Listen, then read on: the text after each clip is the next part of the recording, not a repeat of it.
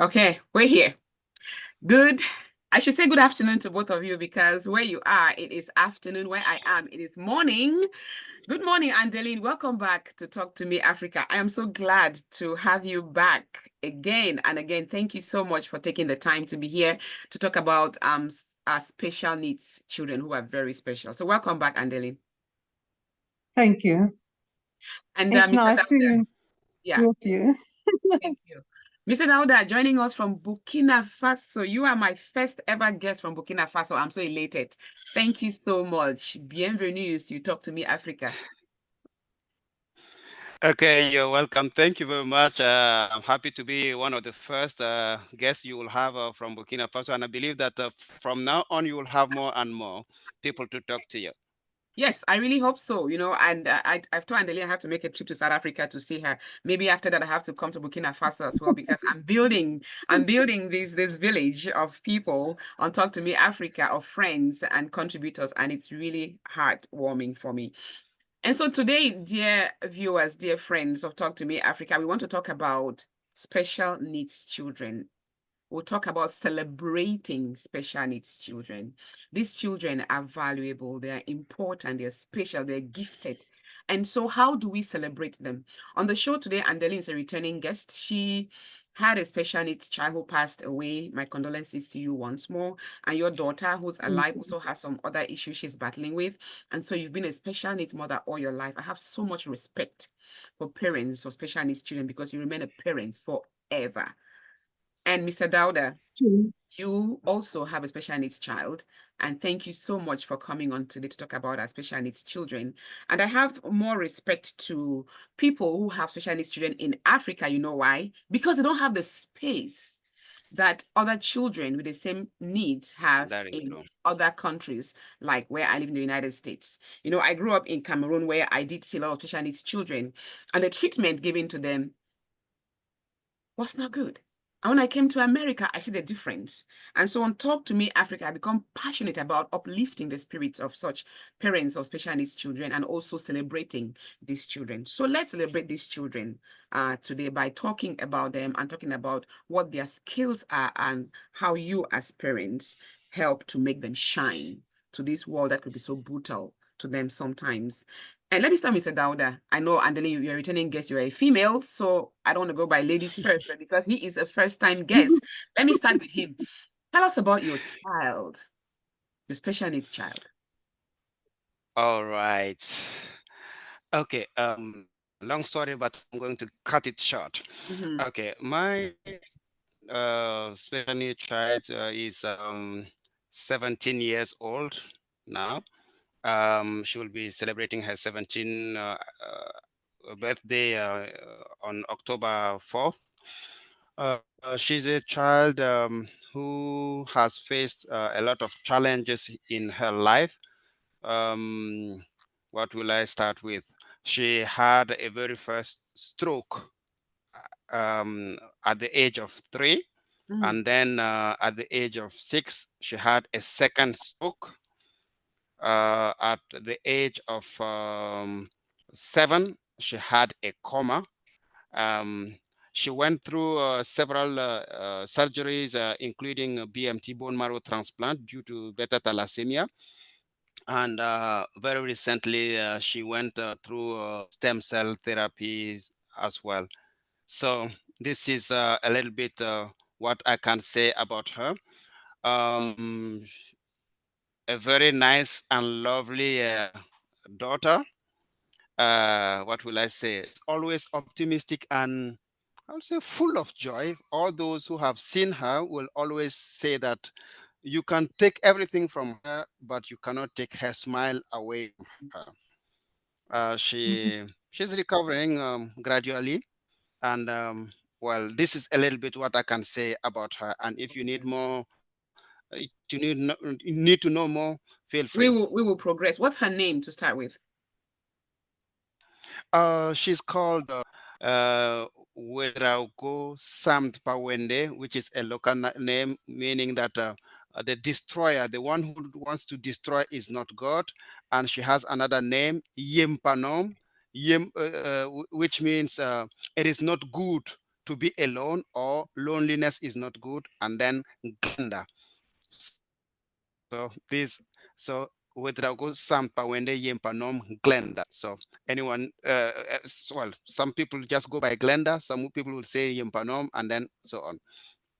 See, I love African names because there's always a story behind the names, and the meanings are always so beautiful. My children have African names and they know the meanings, and they always tell people what their names mean. So that's a good thing. I mean, you've been on the show before, Andeline, but just tell our audience, for those who haven't met you before, about your special needs child, briefly. Okay, so Frederick was born premature at 26 weeks. And then he was about 6 months in the hospital. His weight was, when he was born, was 920 grams. And he lost, obviously, babies always lose weight. And then he lost weight until about 600 grams. He survived it, but due to too much oxygen in the incubator, he was blind, and due to brain damage, he got epilepsy, and then with autistic behavior, and his epilepsy got worse as time goes on in his behavior, and then he was 39 last year. And he passed away in October due to a seizure at night, and we did not know he had the seizure. But it was a long road, having blindness and having epilepsy at the same time, and the frustration and behavior that came with it was a real challenge, but we managed for so many years. Mm-hmm. And what are some of the And things that made your child happy while he was alive? What made him really happy? music. He loved music. He was dancing, just silly dances. It was his best. He loved Belinda Carlisle, so he was dancing. And yeah, I think music was his little passion, and dancing on it. What about what makes your daughter happy? She Well, No, my that's she for does Mr. really. Dauda. Oh, sorry. My No, no, apology. yeah, no. okay. Okay. What makes my daughter happy is when she is surrounded. She doesn't want to be alone. See her It is. name. I Yeah, don't know the if meaning of her that's name. yeah, that's him. Yeah, that's what I wanted to say. She will feel happy when everybody is around her, and when she has dad, her mom, her brother, sisters around, and friends, she's very lovely. And when we are around, she's that's the most special time for her to be more than happy. When I hear that, I And think when you about the way talk we about name. other children, Yeah. When I hear what you just said about your daughter when being happy, it makes me think about how we name our children. Because when you gave birth to this child, when she came to the world, you gave her the name that meant, you don't want to be alone. God cannot. And there she emulates, she embodies that name. How does that make you feel? absolutely. Well, it makes me think that, well, names we are giving, because here we usually this is our local tribe. We usually, when a child is born and you go and congratulate the parents, you will always say in our local language, may the child respond to his name. This is what we usually say. That's the meaning of the names are very important, particularly here. So it makes me think that it is very important to give uh, good names, names we have the meaning and we agree with the meanings to Yeah. our children. Yeah. I mean that's a lesson. You have to name your children, after people or after things or whatever you want that they should emulate. I really like that. And then what makes your daughter happy? I know you lost one special needs child. You have one that's still here. What makes her happy? I know she was really close to her brother. Well, she's a, Now her yes, brother is very. gone. She Yeah. she loves painting. She's actually very artistic, Mhm. and yeah, that is, she loves doing music and art. Mhm. That makes her happy. That's good. What are some of the activities, Mr. Dowda, that your daughter engages in besides being around people? What does she do? What's she good at doing? Social media. She's actually very good at that. She's working at the moment and She she's helping us. All right, Mr. Dauda. I did it again. He's taking the Children. ball. Go ahead, sir. okay. Well, my daughter likes singing, and she likes also writing and painting. So learning new things, it makes her more excited. Mm-hmm. Now, let's walk through a typical day with your daughter, Mr. Dauda. Let's say, what does a typical day look like for you? Because we are celebrating these children, right, who are part and parcel of your life. There's no way you can, live without them or they live without you because you forever be nurturing them. So, what does a typical day look like for you and her?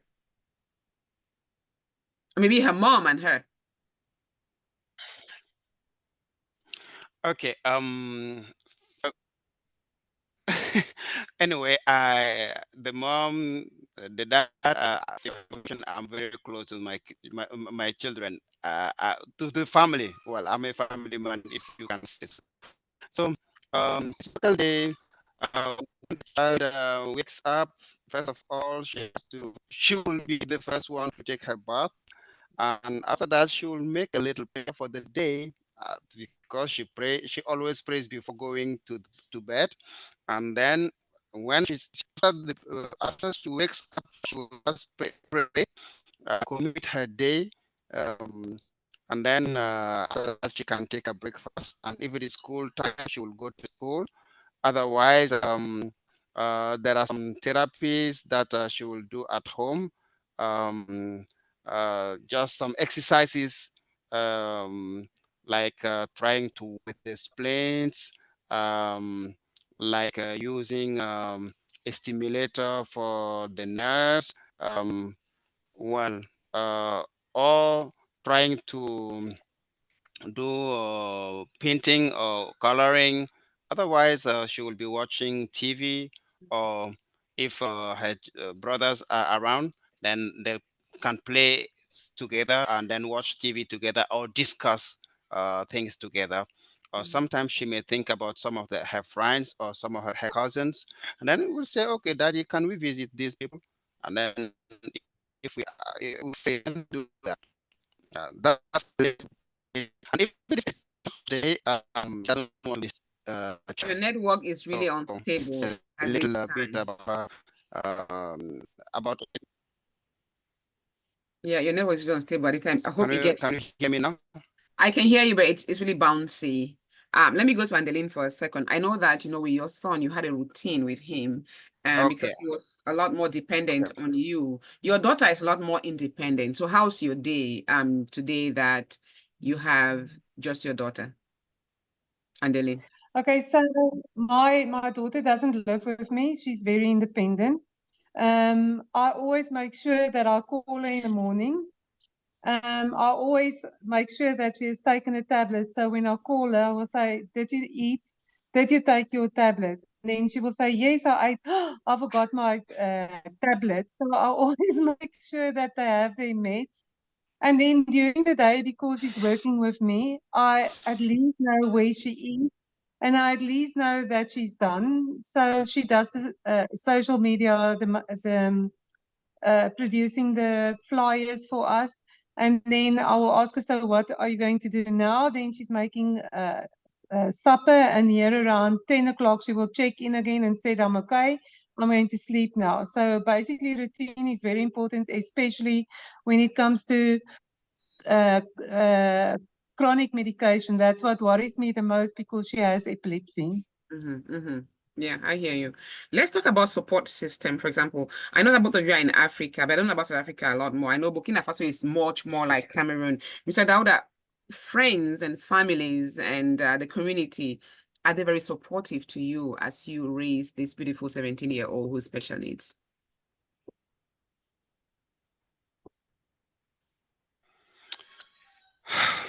Okay. Sometimes we usually say that if you are asked a question and if the answer is not totally yes or totally no, you just say it depends. Okay, so what I will say is that I will say yes and no at the same time. Mm, Yes, because um, with my little family, we try to support. We mhm. have friends also supportive. We have colleagues and church members that are very supportive. That's great. Yet, um, you will always see some people. I will take us to the Bible.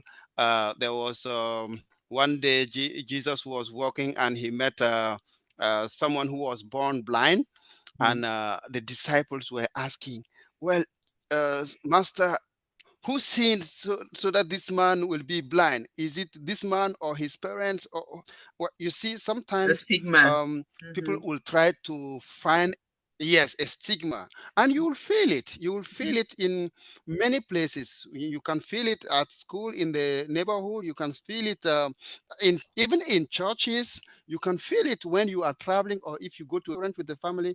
So you will feel it, but that's part of life. You cannot have people always by your side. That's not possible. Hmm. um what I will say, the difficult thing that we have here, it is finding an adapted structure to support these special needs children. Let me take an example. For instance, if you want a physiotherapist Therapy, or yeah. you want a speech therapist, Hmm. they are not in one place. You have to go to different places to get them. Hmm. This is the biggest challenge that we have here. And also the number of speech therapists. If we go back to 2022, I think in my country, I think we counted only 6 speech therapists. That's to say, if you are not in the capital city like me, you have to travel to the capital city before you get a speech therapist. So if you have a special need child and you are living in the provinces, you may travel once a month or once a quarter to get a speech therapist, and then that speech therapist, they have to sometimes work late in the night because of the need, uh, and the number of the speech therapists respond well.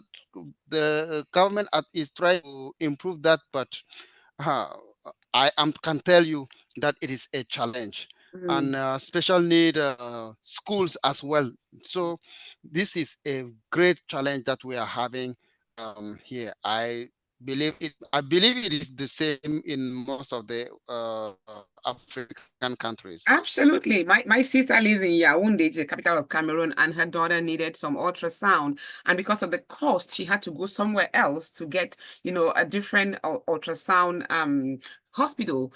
Even though where she is, there is one, right? And then when she goes to where it's cheaper, she needed something else. She had to go back, to Yaoundé, where the other need is. It's a mess. I know that. I know that. I mean, you are in Burkina Faso, and how do you deal with the stigma, by the way? Because, like I said at the beginning, the way that special needs children are seen, are treated in Africa is so stigmatizing that you, as the parent, you carry the burden of always defending your child and always wanting to tell people that I didn't sin.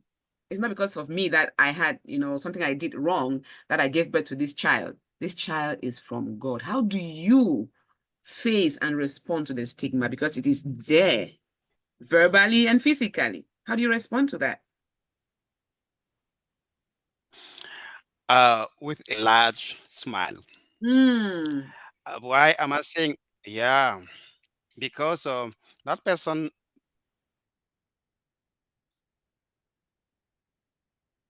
We lost your sound, Mr. Dowda. We can't hear you.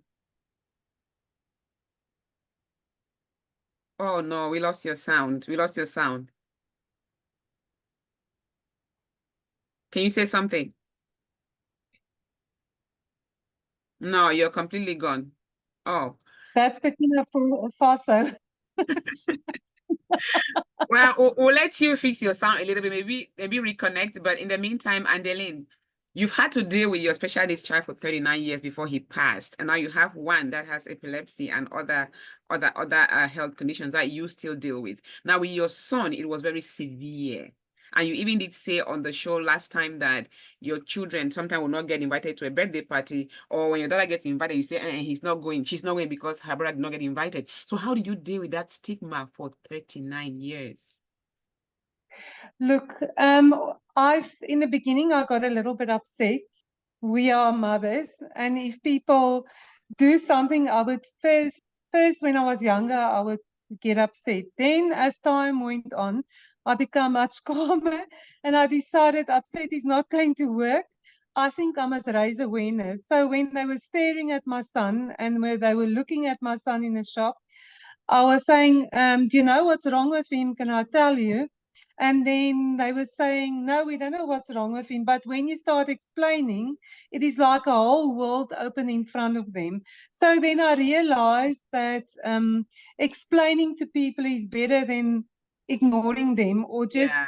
you go your way and they go their way. So then I made a point to actually explain to people what is going on. And then my community opened up so much more. Hello, You're back, Yes, Mr. back. hello. Dauda. Can We you can hear hear me? you.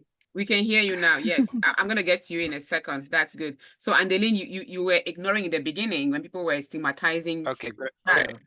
Yeah, great. I'll get back to Mr. Dauda. But after a while, you began explaining No it to worries. them because you felt the need for them to understand your child's situation, right? Yes.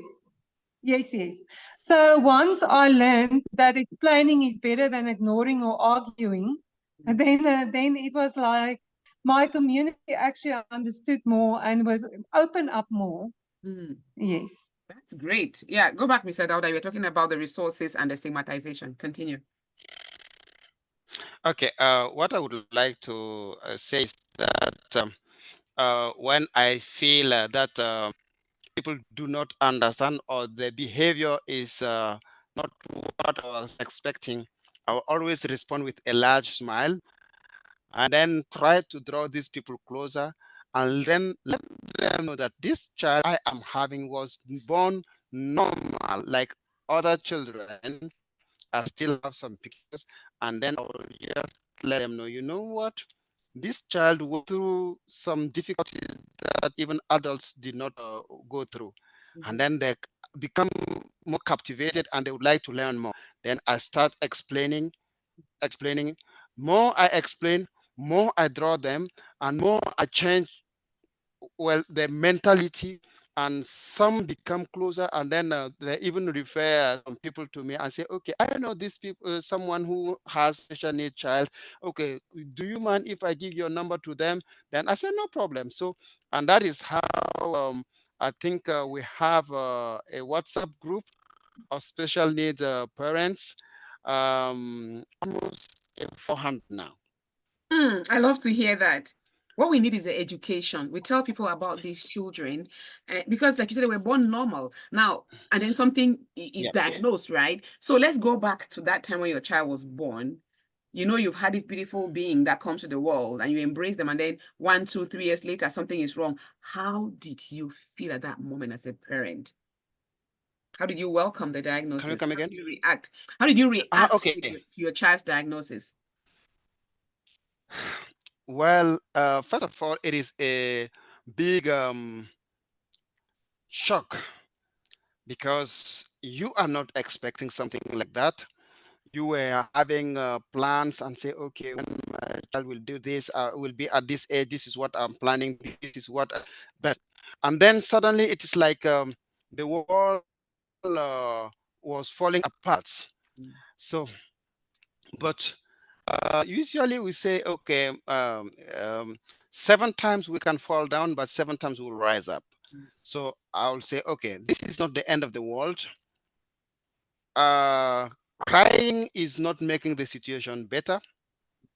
So you have to accept it and then move forward. And as I usually say, as okay, well, before I have my child, I was not really interested I have compassion for special needs children, but I Yeah. was not more interested in how making better their lives. But Mm. now that I have one, I have been thinking, and then uh, we try to have an organization, and then to help other Yeah. parents. You have a And then village of now that that right now. people, yeah, Mhm. yes, and now, as I usually say, every child comes with a mission. Maybe this is the mission that God is giving to me. If I didn't have a special need child, maybe I will not even give more time to that topic and to that special group of people. As soon as I accepted that, my wife accepted that, and we made our children accept the sister. So we become more united, and that more union helps other parents overcome the situation and try to be like, and life move forward. Hmm. I like what you said. It's like a mission that God gave you to take care of this child. Because again, like you said, the shock is Absolutely. always there in the beginning. There's a denial, and then you go, okay, what do I do? And then you accept it Yeah. as a mission. Before I continue, let me go to Facebook here and see what they're saying. Ruth says, great topic and job exploring this topic. Yeah, thank you so much. And then All Mercy says, Miss Andeline, you are a shiro. Thank you for talking about it so openly. And then she also says that it is not acceptable that we have to explain and convince others to accept our children.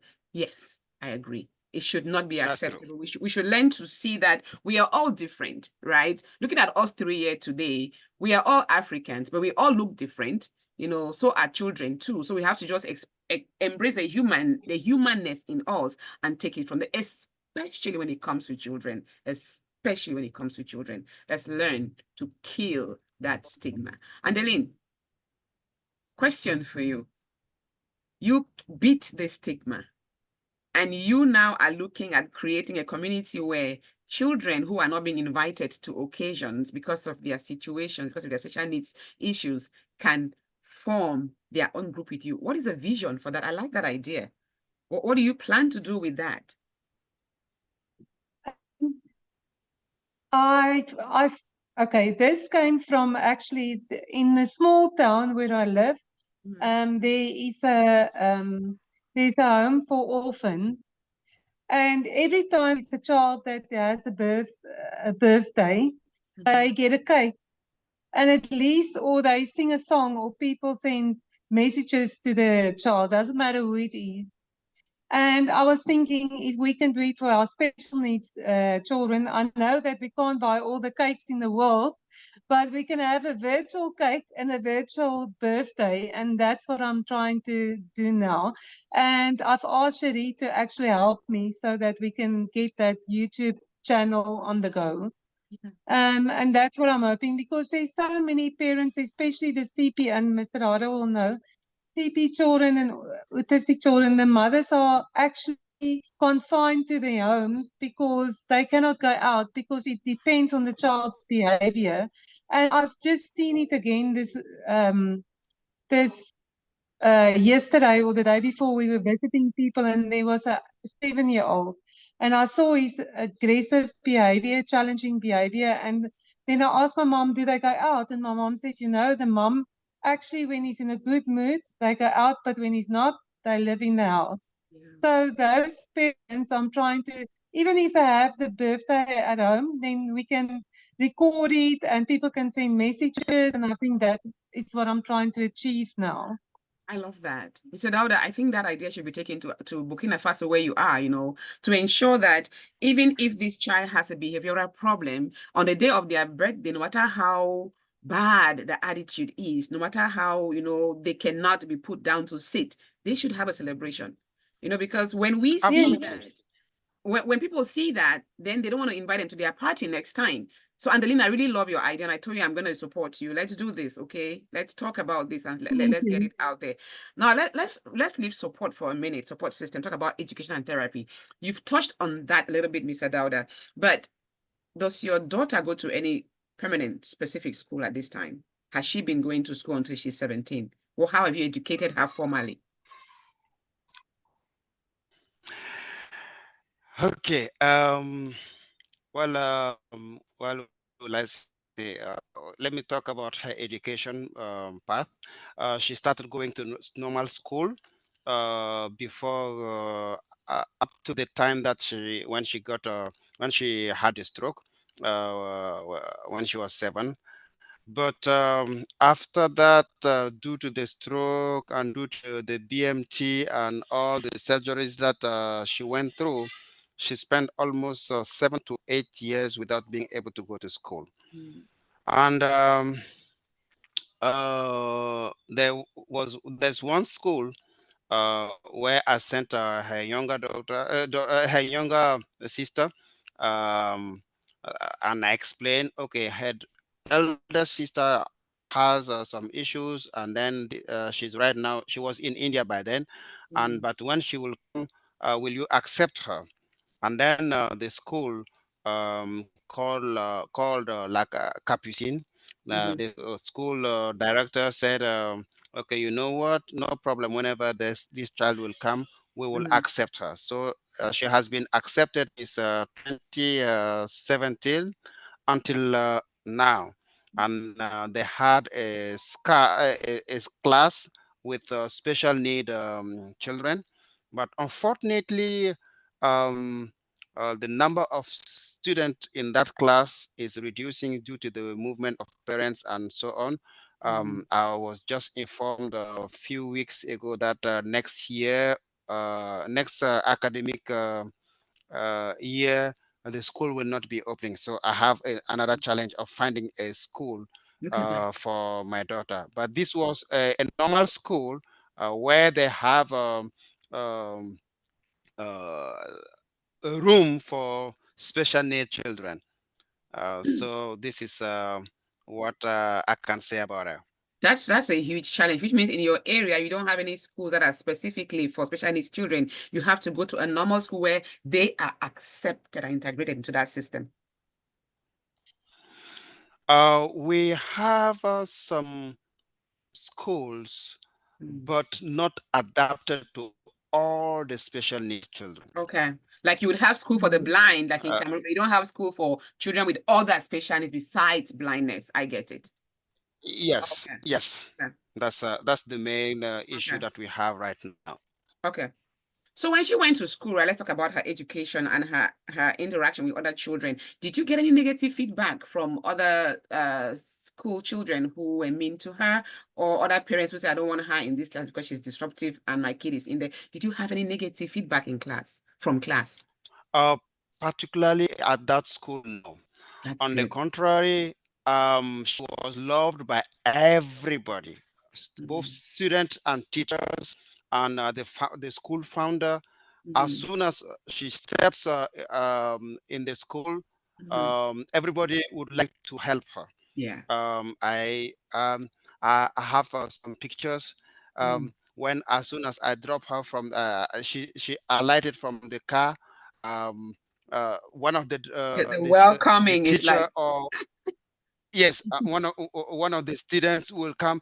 Everybody would like to be a help so that she can, because she has sometimes working difficulties, but mhm, everyone would like mhm, to help her get mhm, into her classroom mhm, and assist. So in that school particularly, I have never seen a stigma. mhm, On the contrary, where mhm. the normal school she was attending earlier, and where she had the stroke and everything, at that school, even the founder, let me give you a little story. Mhm, There was due to her health condition, she was not going to school very early, mhm, and the school was having a bus, and she was taking the school bus to go and to come back. Due to that, the driver said, "Oh, you know what?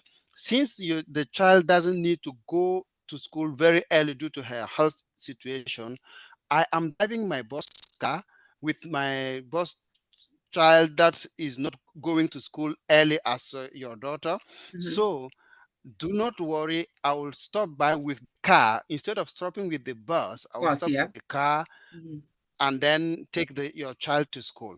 mhm, And unfortunately, one day the driver called my wife with tears, and my wife asked, "What is the problem?" And she said, "Okay, I nearly lost my job because my boss saw your daughter coming out of the car, and then he was at me saying, 'Okay, do you know this child?' Do you, well, saying all those bad words." And unfortunately, that school is very close to my house. This Mhm. was the school that I would have sent all my kids to. But Mhm. since then, I said, if you do not accept my child, then I, you will not have all the others as well. So this is this is part of life. Yeah. But you always have to face such certain things and accept them and then move forward. That's right. You see me drinking from this cup. This cup is made by a special needs child. Her name is on the cup, Denise Jualis. Wonderful. It's online. So she has this website where she designs these cups. They all have like these big face drawings. And so one of my managers gave it to me last Christmas as a gift, and I bought a couple more on that website. So I want to say that these children are very talented. All the cups look like this, and she has her name on it. There's a website called Denise Jualis. That's her name on it. So she is non-verbal. She's autistic, but this is a gift. Just to say that every special needs child has something that when we look close, we will find it. And so we help support them and make them become better people in the society. And Eileen, I keep, going back to you about your son who passed away. I'm sorry, but we have to talk about him. I know he stayed at home most of the time. Did he get any formal education while he was alive? Okay, so there was okay, so the school for the blind was very good in Worcester, and they had a special needs section. And then at a time, okay, and as a young mom, so one day they told me that, look, your child's behavior was jumping from the first floor into a rose bush. And then they said to me, and he's also grabbing food out of the other children's plates. And then they said, I think that we cannot have him. And then as a young parent, I decided, okay, I will take care of my own child and I won't have him at school. I'll try it myself. That was the biggest mistake ever in my life. I should have fought for my child then and said, no, he's not Advocating for your leaving. child, yeah. Mm-hmm. Yes, but I was a little bit like, okay, if you don't want my child, then okay, I will try my best. That was the biggest mistake because there was no training for us, there were no helpers for us, there were no support for us. There was nothing at the time, and still today. The problems that happen is that when you have your child at home, there's no qualified or at least semi-trained skilled workers that can assist you with special needs. It is basically cleaners and people that you take off the road and try to teach them yourself. And it is terrible. So I was not a good parent, but I had to survive as well. So sometimes the maid would run off and you wouldn't know about it. And I used to come home at quickly driving my car to see if everything was still okay. And then I would find my child was all alone at home. He blind and everything, but he was left because he would have had an epileptic seizure. And the cleaner that would help me has run away or lock him in the house. Oh So my. it was very, very, very challenging. And in South Africa, it is still the same. And there is no assistance. And when your child reach 18, when the children reach 18, there's a few, I'd say there's very little or few throughout South Africa, care centers where the children can go to. Otherwise, they are just stuck at home in front of the TV, and that is where they are. It's a very few of the children that actually goes into a protective environment, and the parents can take and the care center can take care of them so that the parents can work. So it's such a difficult thing because either the parents are, the mom will stop working and it will create poverty in that household because there's no one to take care of the child. Mm-hmm. There was a time that I was so fearful I would lose my job and I would lock my child quickly in the room. I would rush to work, look what there is, take my computer, rush back home and pray that my child was all right. So it is very, very stressful for special needs parents, and the environments and the stress that they need to go through because there is no assistance after 18. So after 18, does the government of South Africa provide any kind of support to special needs children? Is that what you're trying to tell me? And if yes, then what kind of support is it? The only support is a SASSA grant. We call it SASSA, Social Security Grant of 2,000 rand. And Yeah. with that, and that is all they get. But support for special needs children, there's for the high functioning children, maybe there is, but for the lower functioning, none. So they'll either call them, Yeah. and maybe there's a few in NGOs that want to help, but they are sometimes not geared up for all the different diagnoses that they are. Although they try, it is very difficult. Wow. Mr. Dauda, is that, go ahead. I just want to say that I had the same in US. USA are good, but they are also not brilliant. That is what I heard. There is, for the small children, there's a lot, but not for when they're 18. Same in UK. For the smaller children, there's schools and there's environments because it's children, but for when you're over 18 and you're an adult, not much. It should be for a lifetime, because I don't think your condition changes. If you're 3 or you're 20, you're still a special needs child, and you're a child forever to your parents. Let me go to Mr. Dauda. Does Burkina Faso have any policies or institutions in place to help children with special needs? I know you talk about the school your child goes to or went to. It's a normal school, but they embraced your child. Now, besides that educational aspect where you have some schools maybe for the blind or something, do you have any support from the government towards special needs children or maybe their parents? Well, if it exists, I may not be aware. Okay. So, but I can't say it doesn't. I can't say it doesn't exist. But for the time being, I'm not aware because I told you that we have a WhatsApp group with almost 300 to 400 special need parents getting prepared for the for the next academic year. I have been receiving messages in the group. Do you know where I can get help with my child? This is the situation. This is where I am living. So finally, what we have decided to do, we cannot wait for government to do everything, but we can do something by ourselves. That's right. Because it is difficult for someone to help you if that person has never experienced what you have been experiencing. So we are trying to put something in place. I know it will require money, require equipment, but we are trying something that if it comes through, it will be helpful for special need uh, parents, no matter the age, no matter their conditions. But policies and all the other things from the government, I am not aware. So I can't say it exists or it doesn't Doesn't exist. exist. No. Now, in your WhatsApp group of over 300 people, are all these parents from Burkina Faso, or your WhatsApp group includes people from other countries as well?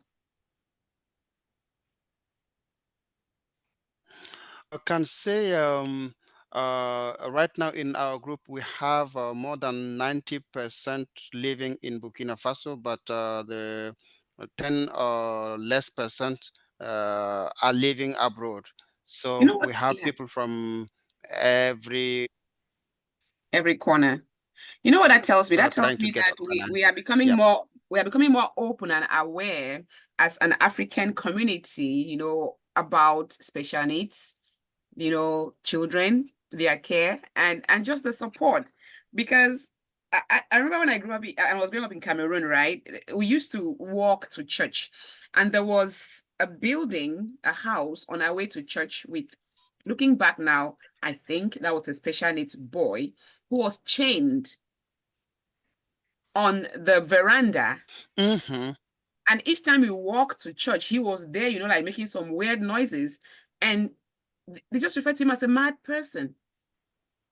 Looking back today, that probably was a special needs child. But they didn't know how to help the Yeah. child. So hearing about your WhatsApp group today, I'm really impressed because the support that you get, just the awareness, it is so good, extremely good. I like that. Thank you very much. We are really trying to raise awareness, and just to confirm what you just said, last year I met a parent from a city far about 360 kilometers from where I'm living, and that parent shared a testimony that made me cry because an autistic child in a family, they are tying that child behind the house like an animal, excuse me the term. He doesn't have a right to the house. Well, and this year also, not more than 4 months ago, I came across a mother of a special need child. She was hiding her child until this year. The child is almost 8, I think. Didn't want to the child people to see the child with the need until she visited another uh, mother who is a special need child, and they didn't know, none of them didn't know that the other one is a mother of a special need. As they were hiding And their then it is children. was Mm. yes, you see. And then it was when they wanted to give birth to one of the daughter. Then uh, the other mother looked and said, well, do you have a child like this? The mother said, yes, I do. But me too. And then that's how they opened. And then the other one was I came to meet with the other mother through a medical person who is aware of the situation, and that guy told the mother, get in touch with Mr. Dauda. He has a WhatsApp group in which you can get more comfort, you can share your worries, you can get more guidance, and also he has some contacts in India that can help you. And that is how the mother came to me. And then both parents, uh, w- uh, one just came back from India from a treatment, and child is starting improving. So that's to say, some are hiding, and well, until something happened, and then it opens up. So that's that's Africa. That's But Africa. When you talk about that, right? Because it feels like we, the parents, you know, or the parents who have special needs children are stigmatizing themselves. When we talk about stigma, absolutely, we always talk about the other person looking at you with special needs child, like there's something wrong with you, so I can't get close to you. And now you're hearing a story about parents with special needs children who are hiding the children from the society, not because they don't want people to, not because, how can I put this? I feel like they're self-stigmatizing. There's some shame absolutely. in having that child. Let's Mm. address this because, like I said earlier, we've always addressed the stigma from outside. People think, I have sinned or I did something wrong, so I have a special needs child. How about the parents themselves who are ashamed of these children? Let's address that. And Andeline, speak on that. Parents who have special needs children who Okay. are ashamed of I them. will, okay, I will talk about myself. Hmm. I have gone through all the emotions, also of being ashamed, all right, when I was younger, and some people came and visit me like new friends. I would say, now what am I going to do? What are they going to think about my child? What are they going to do with me? Or what are they going to say to me? So I would say, Danielle and Cherie, that was my daughters. Take your brother to the room and stay there until I call you. You said that. Take your See, brother to the room. So you were hiding your child at some time, at some yes, point as well. Okay. yes.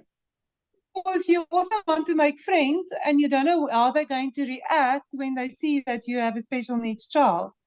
You also want to go like out for birthday parties and take your children with, but once they see you have a special needs child, then they just judge, judgment started.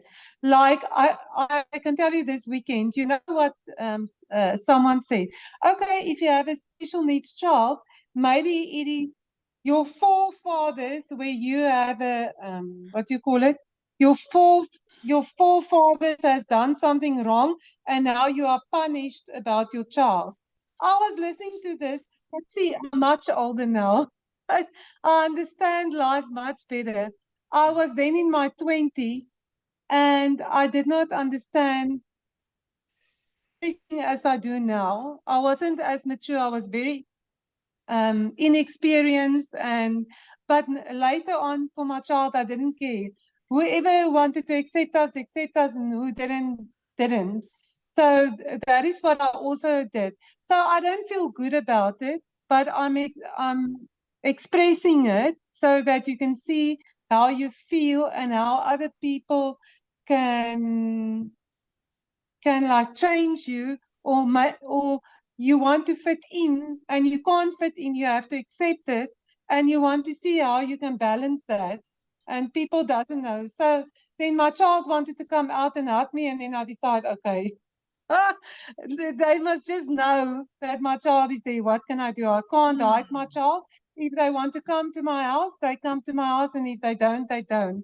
Yeah, My it's girls were sorry, my girls were much better than I was, mm, because as they grew older with their brother, and they said their brother was a measurement to them whether they had a good boyfriend or not.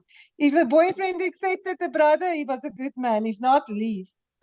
So, yeah. I like that. So when you wanted to date your daughter, she would say, "You accept my brother, then I date you. If you don't accept my brother, I don't date you."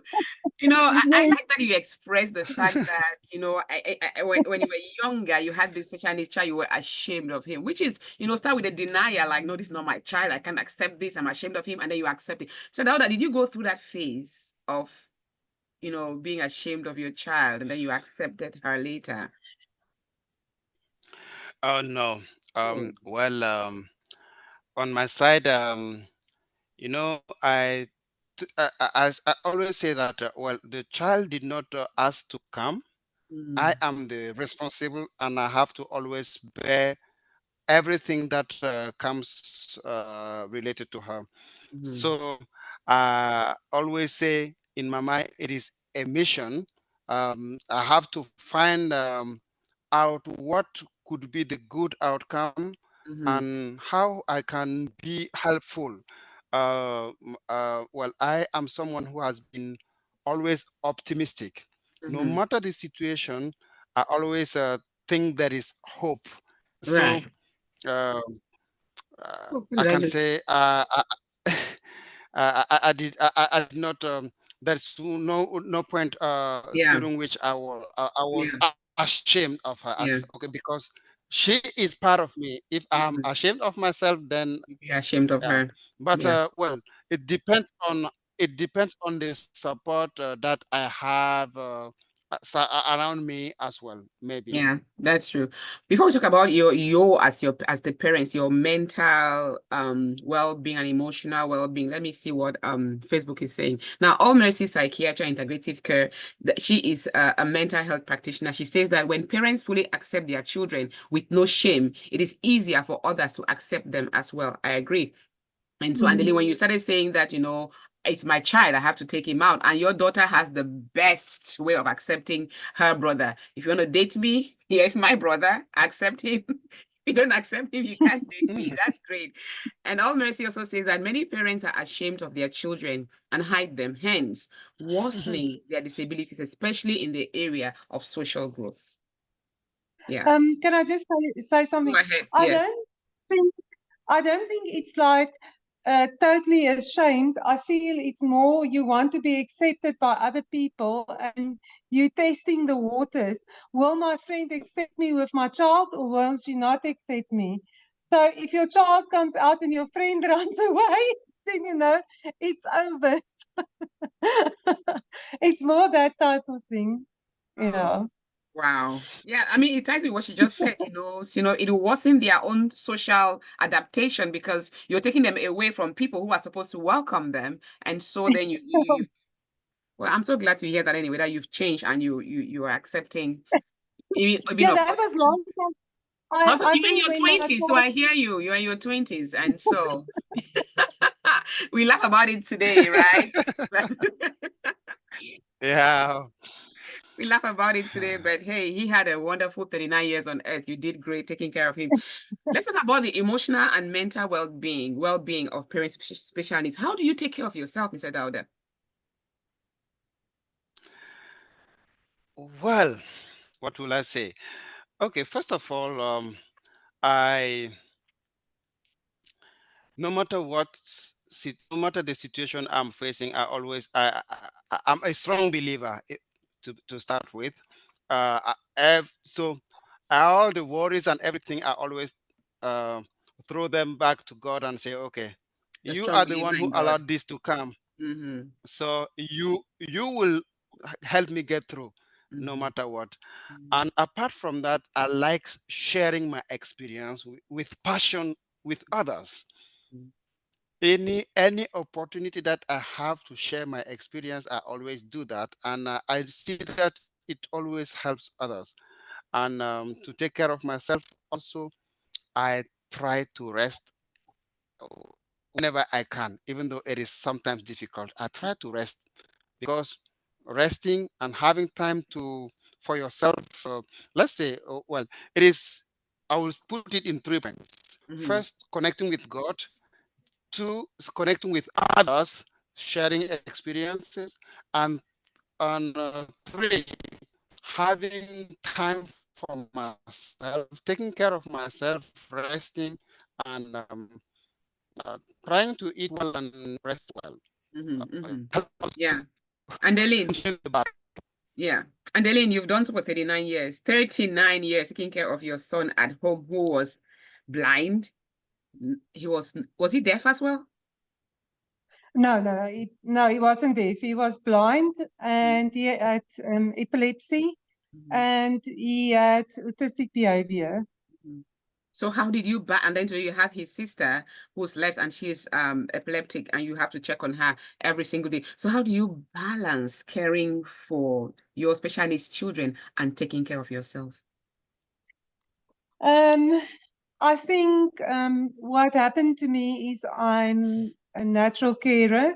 I Mm-hmm. always care about other people more than I care about myself. And I think the others when okay, so when 10 years ago, Mm-hmm. I'll say 12 years ago, when I was in my late 40s, I Mm-hmm. had the opportunity to then start traveling with Prof. Sharma and now with Prof. Pradeep Mahajan. From India. Mm-hmm. And yeah, to raise awareness in Africa. That was really a stepping stone for me. And I think, um, like I said, I think the parents are my strength for me to help others. I think I can't even tell you sleep or whatever. I think the parents are my strength. I will speak to them until 3 o'clock in the morning if I have to go and sleep and then rest a little bit and then but I think other parents and caring for them has also helped me. It has helped me to my son. I think my son was also a pillar of strength. Whenever I feel bad, he would come and lie with me and give me a hug, and we would cuddle.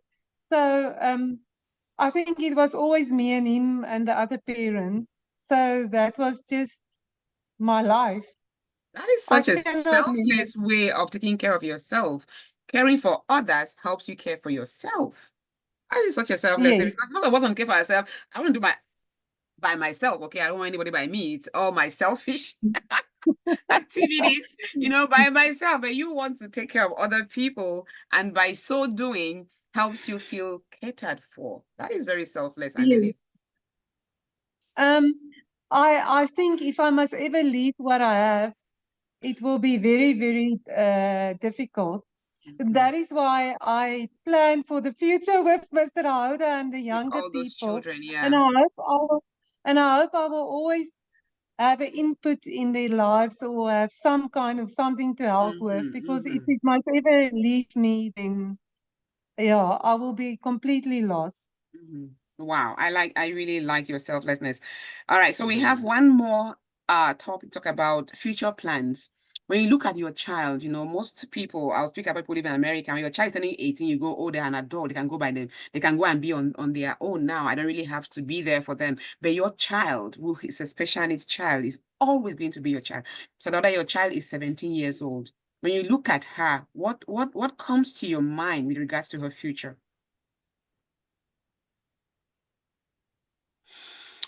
Well, like I usually say, I remain optimistic, and I strongly believe that tomorrow should be better than yesterday.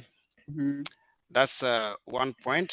How it will come to pass, I really don't know, but I leave it into the hands of God.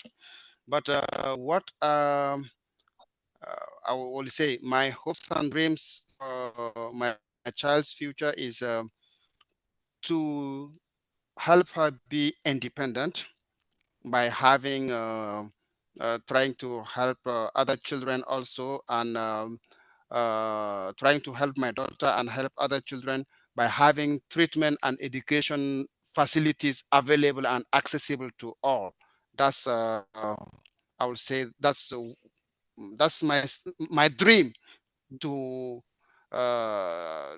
to have those things and help my daughter also, because I'm sure that if we have the facilities, I remember there is one school in Senegal. I am trying, if God gives me the money, I will travel and visit that school and learn about that school. In that school they have what will I say? They have it is a specialized school Mhm. supported by the government, and special needs children, depending on their need, Mhm. they they'll learn something to do. Some will be learning how to do gardening, some will be learning Mm. how to do carpentry, but they learn something that they will do with their hands and Yeah, then make a skills. living. Out of it. Yeah. So yes, so that's something I'm dreaming of having in Burkina Faso, particularly, and I will say in other West African and African countries that can help. So I think that tomorrow will be better. Yeah, I think your faith really drives your belief, and that keeps you, grounded and taken care of. And Eileen, ah, you've lost your precious son. Now you have this daughter. When you look at her, what comes to your mind when you think about her future? Well, I know that she will never be able to go in the open work market. That won't be possible. So I had a dream like Mr. Houda to help the whole of Africa. But I've realized, and I hope that it can be like that one day for the parents that have it. For now, I have realized how powerful social media and YouTube and all those channels is. I really think that we can do something with that. Mm-hmm. And for now, with the experience that I have, I just want to support my parents like Mr. Houda, other parents that needs my assistance, maybe to Yeah. support, just maybe talking to, because that is all I can do. I started a home and I closed it down in COVID just before COVID it happened.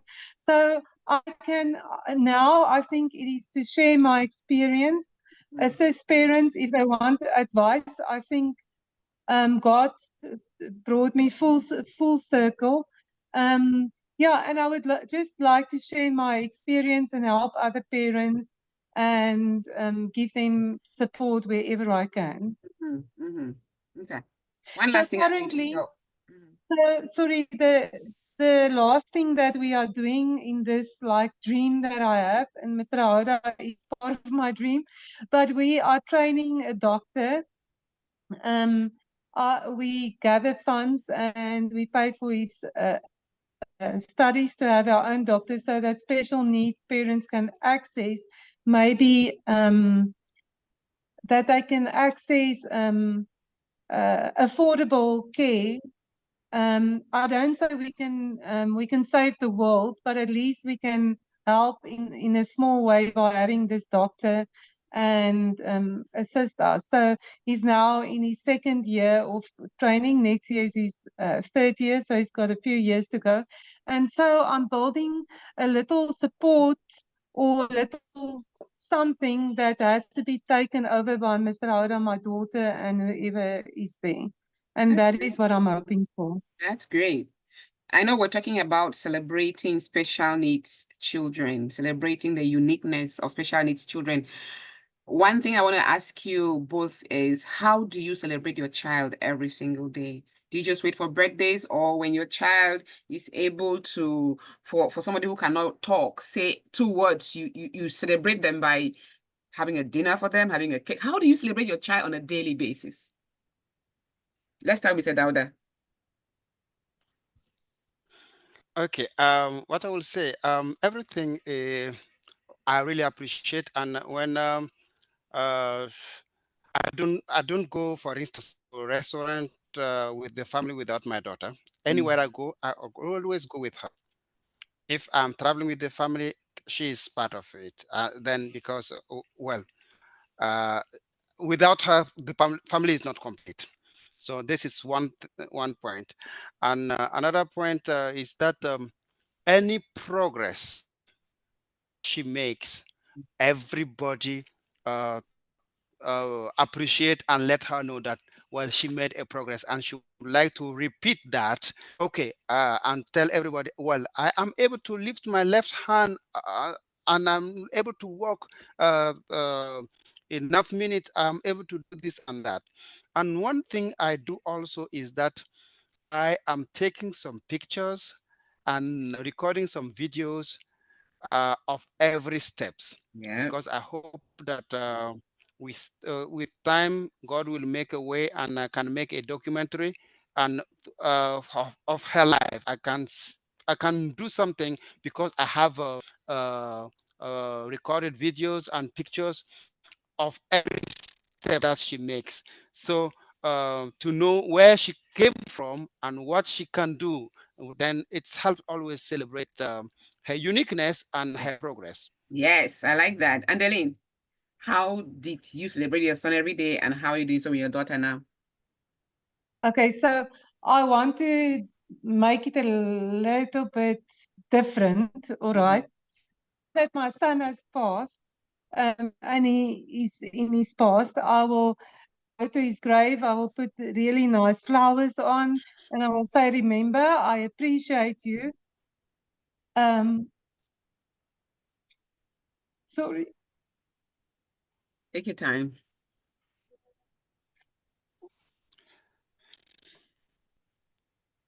You know, I had a parent on the show a long time ago who told me that having a special needs child, accepting them is like mourning that they're dead, because you you give birth to this child and then they are diagnosed with something, that you did not expect.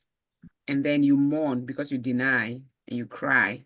And then once you accept it, you're crying again because it's like going to be a long journey of pain. And then I can't Yeah. imagine the third death for you, Annalise, that your son actually passes away. So Yeah. yeah, So, I understand. okay, so then I thank him for actually leading this life, being in my life, Yeah. and that it's actually through him that I actually follow his path. And then, and then with my daughter, well, we have a complete different thing. She is more high functioning. We argue, we argue.